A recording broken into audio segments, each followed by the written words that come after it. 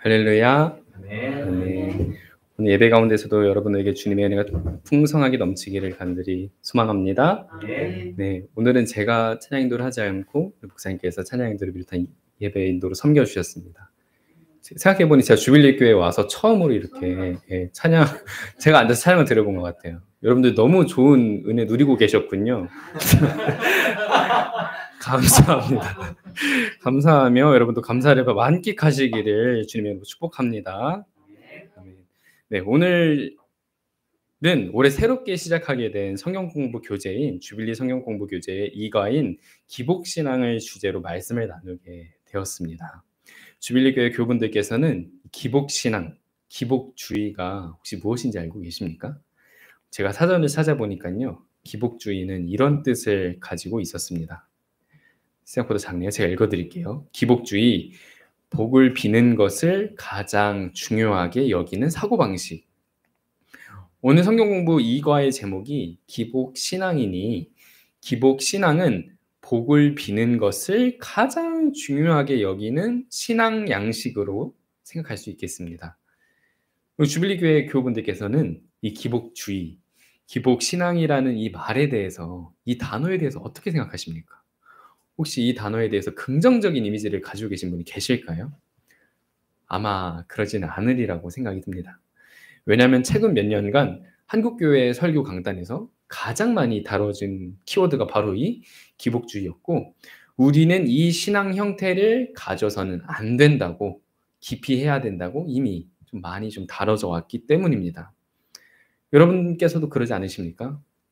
기복주의는 우리가 극복해야 될 하나의 형태로 여기는 건 말이죠. 이처럼 우리는 기복주의가 그리스도인의 바람직한 모습이 아니라는 것을 이미 알고 있습니다. 그러나 저는 기복주의를 극복해야 된다는 이 설교를 듣거나 기복주의를 다루는 책을 읽을 때면은 뭔가 마음이 좀 허전했습니다.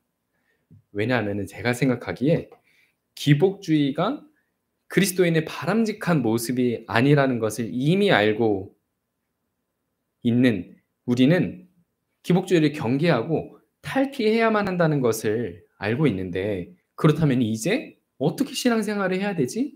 라고 난관에 봉착하기 때문입니다. 제가 스스로 한국교회의 형태를 생각해 봤을 때 저는 몇 년 전으로 우리의 모습은 기복주의 포비아 같다. 기복주의를 미워하고 과거로부터 이제 반성하는 모습을 갖는 것을 우리의 하나의 정체성으로 볼 수 있지 않을까라고 생각을 해보았습니다. 하지만 우리가 무언가를 미워하고 무언가를 반성하는 그 자세만으로는 그것이 우리의 올바른 정체성이 될 수는 없습니다. 반드시 하나로부터 우리가 새로운 모습을 가지려고 한다면 우리에게는 새로운 대안이 필요하기 때문입니다. 제가 학생들과 성경 공부를 진행하였을 때의 일입니다. 어느 한 학생이 당시 삶의 고민을 털어놓으면서 하나님께서 이 문제를 해결해 주길 바란다면서 기도 제목을 함께 나누었습니다. 근데 다른 학생이 그 얘기를 딱 듣더니, 근데 있잖아, 너가 지금 하나님께 구하면서 하나님께서 너의 삶을 더 나아지게 만드시길 바란다는 그 기도 제목이 어쩌면은 기복주의일 수도 모르겠어 라고 말을 하는 겁니다. 저는 그 학생의 이야기를 들으면서 그 모습이 꼭 우리 교회 안에 있는 정말 많은 우리의 자화상과도 같다고 느끼며 좀 안타까운 마음이 들었습니다. 아마 그 학생에게는 기복주의라는 것이 복을 비는 것을 가장 중요하게 여기는 사고방식이 아니라 복을 비는 것으로 여겨졌던 것 같습니다. 여러분들께서는 어떠십니까? 이제 우리가 많은 신앙의 여정을 거치면서 기복주의를 극복해야 된다는 건 알았으나 이제 하나님께 기도하려고 자리에 앉았을 때, 아니면 여러분들의 신앙생활을 한번 돌이켜볼 때 기도를 드리다가도 내가 혹시 기복주의적인 마음으로 하나님께 기도를 드린 건 아닐까? 내가 혹시 이런 소원을 갖는 게 하나님 앞에 기복주의적인 태도는 아닐까라고 좀 고민했던 적은 없으시는지요? 그래서 오늘은 우리가 이미 잘 알고 있는 이 기복주의 이후의 삶, 즉 포스트 기복주의에 대해서 한번 논해보고자 합니다. 복을 비는 것을 가장 중요하게 여기는 이 신앙 양식이 잘못되어왔다면 우리는 어떻게 나아가야 될까요? 오늘 말씀을 통해 기복주의 그 너머로 나아가는 우리에게 간절히 소망합니다. 기복주의를 극복하기 위해서는 우선 기복주의의 특성을 이해하는 것이 중요합니다. 제가 앞서 말씀드렸다시피 많은 이는 이 기복주의가 우리 신앙의 바람직한 태도가 아니라는 것을 깨달은 뒤에 기복, 즉 하나님께 무언가를 구하거나 우리의 필요를 요청드리는 그 태도 자체를 그만두려고 시도합니다. 그러나 그런 이유로 하나님께 구하는 것을 그만두는 신앙인들은 이제 무엇을 구해야 되며 어떻게 살아가야 될지 방황하게 됩니다. 기복주의를 기피하려고 해도 그들이 우리가 신앙생활을 하며 방황하는 이유는 다른 것이 아닙니다. 사실 기복주의의 문제의 핵심은 기복주의가 우리가 벗겨내야 할 하나의 뿌리가 아니라 열매에 불과하다는 것입니다. 그렇다면 신앙인들이 이 기복주의에 빠지게 되는, 이 기복주의 신앙을 가지게 되는 원인은 무엇일까요? 그것은 그 뿌리에는 하나님과의 관계가 바로 서 있지 못하다는 것에 있습니다. 우리가 하나님과의 관계가 바로 서 있지 못할 때 기복주의라는 열매가 나타나게 된다는 것입니다. 오스트리아 출신의 유대인 철학자인 마르틴 부버라는 사람이 있습니다. 마르틴 부버는 나와 너 이론을 정립한 학자로 잘 알려져 있는데요. 마르틴 부버가 말하는 인간관계는 두 가지로 나눠져 있는데 그 인간관계 방식을 생각해 볼 때 우리가 하나님과 어떤 관계를 맺고 있는지에 대해서도 적용해 볼 만한 것 같습니다.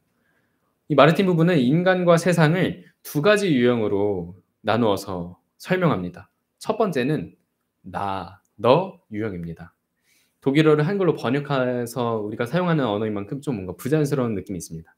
나와 너 이론은 서로가 살아있는 만남으로 만나게 됩니다. 이 유형은 서로가 서로를 온전히 이해하면서 서로의 존재에 목적을 둡니다. 상대방이 어떤 무언가를 하는 사람이기 때문에 그 사람이 나에게 어떤 도움을 주는 유형이기 때문에 해서 그 사람이 좋은 게 아니라 그 사람이 그 사람이라는 이유, 그 존재만으로 서로가 서로에게 소통과 공감을 불러일으키는 유형입니다. 즉 이상적인 관계의 모습이라고 말할 수 있습니다. 두 번째 관계는 나와 그것의 관계입니다. 이 관계는 상대방을 대상으로 취급하면서 나의 목적을 위해 사용됩니다. 이 관계에는 계산과 조건이 필수적이면서 상대방을 내 이익을 충족시키는 수단으로 바라보게 됩니다. 마르틴 부부는 이 이론을 통해 서로 관계 맺는 방식을 이렇게 두 가지 모습으로 분석하였지만 신앙인들도 다르지 않습니다. 이 기복주의의 성향을 띠게 되는 이유도 바로 하나님을 우리의 삶에 있어서 소통과 공감의 측면에서 바라보는 게 아니라 우리의 이익을 실현시키기 위한 도구로 바라보았기 때문에 기복주의가 나타나게 된 것입니다. 따라서 애초에 하나님과의 관계가 소통과 공감을 위한 관계로 바로 서 있지 않더라면은 기복주의를 극복하려고 한들 이제 하나님께 구하려는 그 태도만을 극복하려고 한들 우리는 우리의 실제적인 변화가 일어나지 않는 것입니다. 사랑하는 주빌리교회 교회 여러분, 그러므로 여러분과 하나님과의 관계를 다시 한번 살펴보시기를 간절히 바랍니다. 여러분들께서는 하나님을 계산과 조건 없이 우리 마르틴 부부가 말했던 것처럼 나와 너 관계로 하나님을 대하고 계십니까? 하나님과의 관계를 공감과 소통의 관계로 마르틴 부부가 말하는 나와 너의 관계를 더욱더 깊이 들어가시려면은 여러분들께서는 하나님의 자녀라는 사실을 잊지 마십시오. 제가 앞에서 말씀드렸다시피 단순히 하나님께 우리의 필요를 구하는 것을 그만두는 왜곡된 관계를 극복하는 비결이 아닙니다. 오히려 우리와 하나님과의 관계가 친밀해지고 자연스러워진다면은 우리가 구하는 것마저도 하나님과 나누는 정말 많은 소통 가운데 하나로서 자연스럽게 자리 잡게 될 것입니다. 즉 우리는 하나님과 우리의 이 관계의 맥락을 살펴보아야 합니다. 우리가 하나님께 구하는 기도는 그분과의 친밀한 교제 가운데 우리의 필요를 자연스럽게 흘러보내는 내용이 되는 것이지요. 제가 최근에 겪은 한 일화를 말씀드려 드리겠습니다.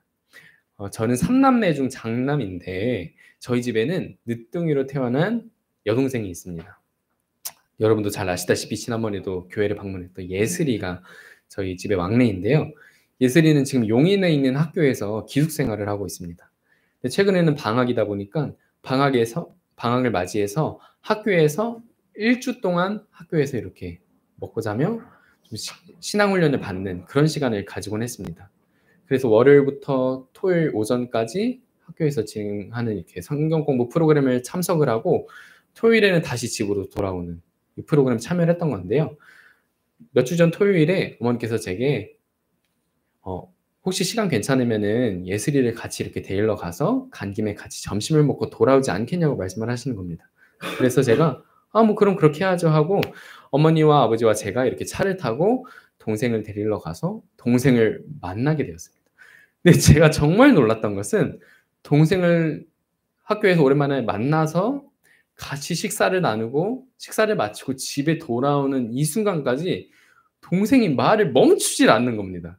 내가 이번 주 동안 어떤 일이 있었냐면 학교에서는 이런 일이 있었고 저런 일이 있었고 어떤 애가 이거 있고 난 이것 때문에 좋았고 이것 때문에 힘들었고 하는데 정말 말을 한숨도 쉬지 않고 계속 말을 하는 거예요. 그래서 너무 놀랐습니다. 제가 예슬이를 데리러 부모님과 차를 타고 갈 때는 제가 부모님과 했던 대화는 요인까지 얼마나 걸리려나? 예슬이랑 점심 뭐 먹지? 한 이 두 마디 정도 했던 것 같거든요. 근데 예슬이를 만나서 예슬이와 함께 식사를 나누고 또 식사가 이미 나와서 함께 식사하는 동안에 예슬이 식사하지도 않고 계속 말을 하는 겁니다. 내가 학교에서 어떤 일이 있으면 우리 반에 누가 있는데 막 하면서 계속 얘기를 하는 겁니다. 그러면서 첫 번째는 예슬이의 그런 모습에 놀랐고 두 번째는 예슬이가 그렇게 이야기를 막 하는데 부모님은 거기에 대해서 막 이야기를 대답할 시간도 없거든요. 그냥 그랬어 하는데 부모님의 표정이 너무 밝으신 겁니다. 아버지가 그 딸의 이야기를 듣는데 너무 밝은 표정으로 그런 일이 있었냐고 듣기만 하는데도 너무 기뻐하시는 모습이 '내가 갖지 못한 막내로서 누리는 특권이구나.'라는 생각을 해 보았습니다. 이 모습을 한번 우리 신앙생활에 적용을 해 본다면 여러분들 혹시 만약에 이렇게 바쁜 삶 가운데 여러분께서 여러분의 사회에서 가정에서 정말 바쁘게 지내시면서 기도의 시간이 차츰 미뤄지다가도 여러분들께서 많이 다시 기도의 자리에 앉으신다면은 여러분들께서는 예슬이의 모습처럼 하나님께 정말로 할 얘기가 그리도 많으십니까? 하나님, 제가 있잖아요. 제가 오늘 일터에서는 이런 사람들 만나고요. 제 가정에서는 이런 일을 겪었는데요. 이런 거는 정말 좋았기도 했고요. 저는 이런 비전을 가지고 있기도 했고요. 하면서 정말 많은 기도 제목들이 떠오르십니까? 만약 그렇더라면은 여러분과 하나님과의 관계가 정말 친밀하고 여러분들의 온전한 일상을 소통하는 관계로 잘 자리 잡고 있을 것입니다. 근데 만약 그게 아니라 이렇게 기도의 자리에 앉았을 때 뭐 기도하지? 일단 뭔가 구하고 내가 하나님께 복을 바라는 것은 하나님을 도구로 생각하는 거니까 그건 좀 밀어놔야겠어. 그럼 일단 하나님의 나라를 구하고 일단 하나님의 통치를 구하고 하나님의 다스림을 구하다 보면은 뭔가 기도할 것이 좀 떨어지는 것처럼 느껴지지 않으십니까? 간절히 바라기는 여러분과 하나님과의 관계가 우리의 일방적인 필요를 구하는 것을 넘어서서 우리의 모든 일상과 고민을 감사한 모든 것을 나누는 사귐의 단계가 되기를 간절히 바랍니다. 우리가 생각하는 것보다 하나님께서는 우리의 삶의 모든 영역에 관심을 너무나도 크게 갖고 계시는 것을 알 수 있습니다. 우리가 그것을 잊지 않을 때 우리의 삶은 하나님과의 더 깊은 교제로 나아갈 수 있음을 믿습니다. 제가 여러분께 권면하는 이 하나님과의 깊은 사귐은 비단 제가 생각하기에 그게 옳기 때문에 제가 여러분들께 권면해 드리는 것이 아닙니다. 성경이 말하는 바야말로 오히려 우리가 하나님과의 이 양방향으로 소통해야 한다는 것을 적극적으로 말해옴을 알 수가 있습니다. 하지만 우리가 지금까지 읽어오고 이해해온 성경에서는 우리의 필요를 주님께 간구하는 존재이며 하나님께서는 우리에게 값없는 은혜를 베풀어 주시는 분으로 이해해 왔습니다. 그러나 이는 21세기의 한글로 번역된 성경을 우리가 성경에 그렇게 읽어오면서 성경이 말하고자 하는 디테일을 놓쳐온 것일 수도 모르겠습니다. 사실 우리가 특정한 글을 읽을 때는요, 그 글의 문화와 맥락을 살펴보는 일이 너무나 더 중요합니다. 왜냐하면 이 특정한 단어와 문장이 그 문화권마다 쓰이는 맥락이 다르기 때문입니다. 여러분들께서 예를 들어서 이 문장을 한번 살펴보도록 하십시오. 주인공은 초대받은 집에서 음식을 모두 깨끗이 비웠다 라는 이 문장을 발견했을 때 여러분들은 어떤 생각이 드십니까? 아마 주인공이 대접받은 음식을 참 맛있게 잘 먹었구나, 배불리 먹었구나 라고 생각을 했겠지요. 그런데 만약 이 문장이 중국 작가에 의해 쓰여서 중국 사람들에게 읽힌다면은 다르게 해석될 가능성이 높습니다. 중국 사람들은 주인공이 배부르게 먹지 못했나? 혹은 이 음식을 대접한 사람이 음식을 대접한 것에 불만이 있었나? 라고 생각할 확률이 좀 높습니다. 그 이유는 우리가 살고 있는 이 한국 문화권에서는 대접받는 음식을 다 깨끗이 올바르게 비우는 것이 예의며 우리가 음식을 잘 먹었다고 보이는 상대방에 보이는 태도입니다. 하지만 중국에서는 음식을 약간 남겨두는 것이 음식이 제게는 충분히 준비가 되었고 배불리 잘 먹었더라고 이야기를 전한다는 메시지가 있다고 합니다. 우리로서는 전혀 알 방법이 없는 맥락이지요. 이처럼 우리는 같은 아시아권에 살고 있고 같은 시대를 살고 있음에도 불구하고 바로 옆 나라인 중국에만 하더라도 이렇게 같은 상황을 두고서 서로 살짝 다른 상황의 맥락을 이해하는 것을 확인할 수가 있습니다. 이제 한번 생각해 봅시다. 우리가 읽고 있는 이 성경은 어떻겠습니까? 성경은 지금으로부터 2000년 전 완전히 다른 언어와 문화 속에서 기록되었습니다. 그 시대와 맥락을 이해하지 못한다면은 우리가 성경의 본뜻을 이해하기는 어려울 수도 있겠다는 생각이 제게 든 것입니다. 우리가 읽은 이 신약 성경은 약 2000년 전에 그리스 문화의 영향을 받으며 살던 사람들이 이 기독교 신앙을 전하고 배우기 위해 기록한 책입니다. 엄밀히 말하면은 우리는 이 글을 쓴 목적과 수신처가 분명하여서 1차 독자들을 염두하고 쓴 글들을 전수받아서 이 말씀이 오늘날 내가 살아있는 말씀이구나 하고 여기면서 읽고 있는 것입니다. 그러나 제가 말씀드리고 싶은 것은 우리가 이 성경을 처음 받아보는 1차 독자가 아니기 때문에 하나님의 말씀이 우리에게 불완전하게 다가온다는 것은 전혀 아닙니다. 물론 하나님의 말씀은 시대와 맥락을 초월하여서 우리의 심령에 감동을 주기도 합니다. 그러나 2000년 전에 그리스어로 쓰인 성경의 단어의 맥락을 더욱 살펴본다면 우리가 성경을 이해하는 데에도 더욱 도움이 될 것입니다. 그렇게 읽어볼 때 기복주의를 복을 비는 것 그 자체로 여기지 않는 우리의 태도에도 더 긍정적으로 나아갈 수 있을 것입니다. 이런 의미에서 성경에는 이 단어가 나옵니다. 양 선생님 이 단어 아시지요? 카리스라고 은혜라고 번역되어 온 이 단어는 신약생활을 해온 우리가 이미 잘 알고 있다고 자부해온 단어입니다. 먼저 이 신약성경에 나오는 은혜라는 이 단어를 볼 때 여러분들께서는 어떤 의미로 우리 신앙 공동체에서 여겨지고 있습니까? 마음을 울리는 찬송을 듣거나 아니면 깊은 공감을 불러일으키는 설교를 들을 때, 또 하나님께서 내 삶에 이루신 놀라운 일들을 돌이켜볼 때 이 은혜 받았다라고 말하지 않습니까? 우리가 교회에서 이 은혜라는 말이, 이 은혜라는 단어가 사용되는 좀 출처를 보면은 보통 우리는 하나님께 은혜를 받는 사람 이렇게 많이 표현합니다. 여러분들께서 하나님께 은혜를 주기도 하나요? 내가 하나님께 정말 큰 은혜를 받았어 이렇게 말은 많이 하는데 내가 이번에 이웃을 구제함으로 하나님께 은혜를 드렸어 이렇게 말하진 않죠. 이처럼 우리는 성경에서 읽어온 이 은혜라는 단어를 보통 수혜자의 입장에서 많이 읽어왔습니다. 그러나 고대 세계에서는 헬라어로 카리스, 즉 선물을 수여하거나 은혜를 베풀 때에는 언제나 이에 대한 보답이 요구되었다고 합니다. 즉 은혜는 일방적으로 수여자가 수혜자에게 부여되는 방식으로 전달되는 것이 아니라 수여자가 마땅한 반응을 해야 당연한 이치로 여겨졌다는 것이죠. 바울과 동시대를 살았던 스토아파의 철학자인 세네카라는 사람이 있습니다. 세네카라는 사람이, 이 사람은 그리스도인이 아니에요. 근데 이 사람이 그 당시의 은혜는 이런 식으로 이해되는 것이 좋습니다 하고 글을 쓴 내용이 있는데요. 제가 한번 읽어드리겠습니다.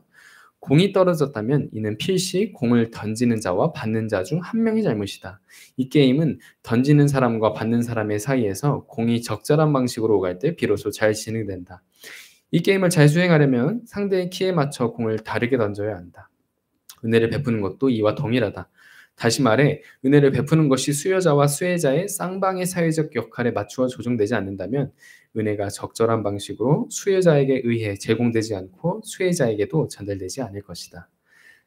말이 좀 어려워 보이지만 세네카가 말하고 싶은 은혜는요, 사실 공로리라는 것입니다. 우리는 지금까지 하나님으로부터 받는 은혜를 하나님 은혜를 주소서 하고 공을 일방적으로 받기만 했더라면요. 사실 세네카가 말하는 은혜는 하나님께서 우리에게 이 은혜라는 공을 주셨다면은 우리도 하나님께 공을 다시 쳐드리는, 그래서 이 은혜가 끊임없는 반복을 이루는 것이 세네카가 말하기에 올바른 은혜 이해라는 것입니다.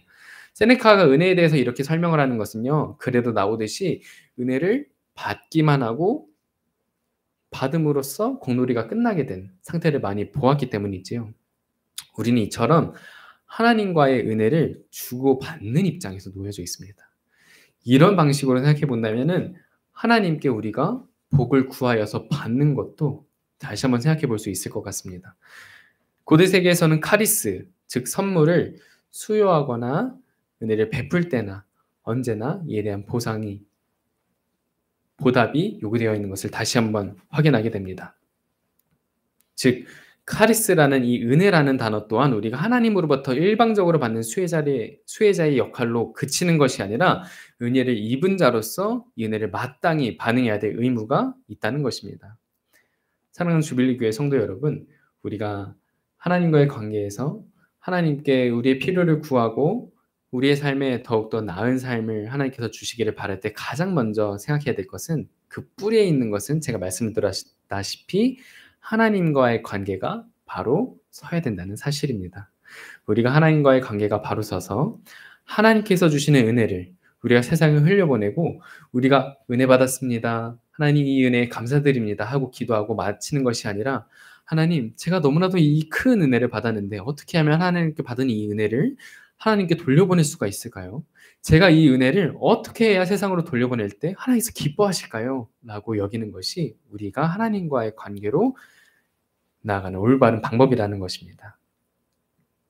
제가 주중에 SNS에서 외국의 한 목사님이 이런 내용으로 말씀을 전하시는 것을 보았는데 좀 인상적이어서 여러분들에게도 좀 나누어 드립니다.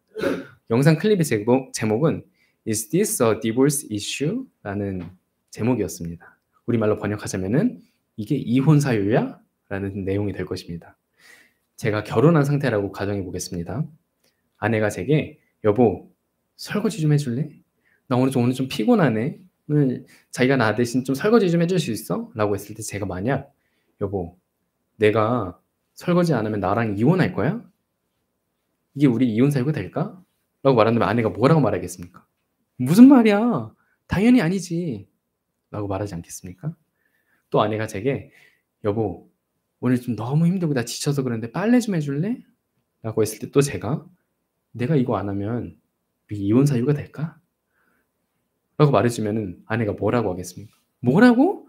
당연히 아니지. 내가 왜 그렇다고 너랑 이혼하겠어? 라고 대답할 것입니다. 만약 이렇게 아내가 제게 요구하는 모든 일에다가 이걸 안 하면 우리는 이혼하게 될까? 이거 안 하면 나랑 이혼할 거야? 라는 말을 덧붙이게 된다면은 이 결혼의 관계가 얼마나 가겠습니까? 건강한 관계라고 말할 수 있겠나요? 전혀 그럴 수 없겠죠. 이 영상의 핵심은 우리가 하나님을 그렇게 대하고 있다는 것입니다. 어떤 이들은 우리에게 마땅히 해야 될 책무가 찾아올 때 하나님께 묻습니다. 하나님, 이게 제 구원과 관련된 일인가요? 하나님, 제가 이거 섬기지 않으면은 저 구원 안 해주실 거예요?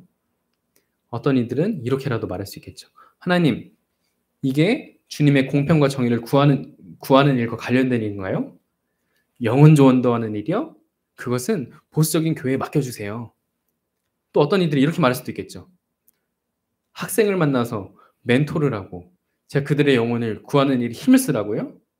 하나님, 그거는 저 말고 더욱더 적합한 사람 많아요. 그런 사람들한테 맡겨주셨으면 좋겠어요.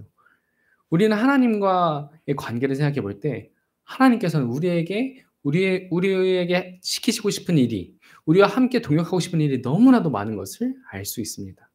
그러나 우리는 하나님과의 우리의 관계를 일방적으로 우리가 정해놓은 방식으로 이해할 때가 많습니다.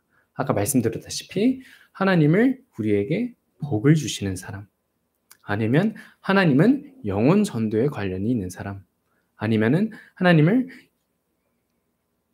공평과 정의를 이루는 데 관심 있는 사람처럼 여기는 것처럼 말이죠. 하지만 세상은 넓고 하나님께서는 우리를 통해 이루고 싶으신 일이 너무나도 많음을 알게 됩니다. 그리고 이것은 우리가 하나님과의 친밀한 교제를 나누며 우리의 일상을 모두 하나님께 아뢰고 우리의 삶의 지경들을 하나님께 올려드릴 때 하나님께서는 우리 삶에 나는 너를 이렇게 사용하길 원한다 하는 음성을 우리는 마주하게 될 것입니다. 그리고 그 음성을 우리가 마주하지 못할 때 오히려 우리는 하나님, 저는 이런 방식으로 하나님을 만나고 싶고 이런 방식으로만 하나님을 섬기겠어요 라고 말하게 될 것입니다. 이것을 극복하여서 우리 마음 가운데 찾아오셔서 우리의 모든 일상을 책임지시고 또 우리 가운데 우리가 생각하는 것보다 더 놀라운 일을 이루길 원하시는 하나님을 기대하며 만나는 저 여러분이 되길 간절히 소망합니다. 이렇게 기도하겠습니다. 사랑하는 하나님, 우리는 주님과의 관계를 생각해 볼 때 때때로 우리가 생각한 방식으로만 하나님을 이해하는 경향이 있습니다. 하나님께서는 우리에게 구원을 베푸시는 분, 하나님께서는 공평과 정의를 이루시는 분, 또한 하나님께서는 우리에게 복을 주시는 분으로 단편적으로 이해할 때가 많습니다. 그러나 하나님께서는 너무나도 풍성하신 분이시며 우리에게 놀라운 계획을 갖고 계신 분임을 다시 한번 확인하게 됩니다. 주님께서 우리에게 베풀어 주신 은혜와 그 사랑을 기억할 때 우리가 그 은혜를 그저 감사합니다 하고 말로 그치는 것이 아니라 그 은혜에 응당한 응답을 보이기를 간절히 소망합니다. 그리하여서 하나님이 주신 은혜에 걸맞는 삶을 살아가는 우리가 되기를, 그 은혜를 세상을 흘러보내어서 우리에게 주신 은혜를 주시는 너무 놀라우신 하나님이 계시다는 이 사실을 온 세상에 널리 전하는 우리 되게 하여 주시옵소서.